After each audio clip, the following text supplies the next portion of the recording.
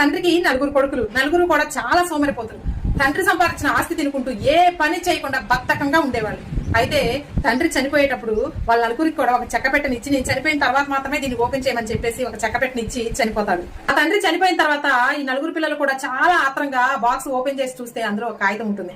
ఆ కాగితంలో 4 లెటర్స్ రాసి ఉంటాయి, 4 లైన్లు రాసి ఉంటాయి. ఏం రాసి ఉంటాయంటే, మొదటిది అప్పిచ్చి అడక్కు, రెండవది విత్తు వేసి పందిరి వేయకు, మూడవది అమ్మకు అన్నం పెట్టకు, నాలుగవది కరువు కాటకాలు వచ్చినప్పుడు నీ ఇంటిని నువ్వే తవ్వుకో అని రాసి ఉంటుంది. ఈ పిల్లలకి ఆ 4 అర్థం కావు.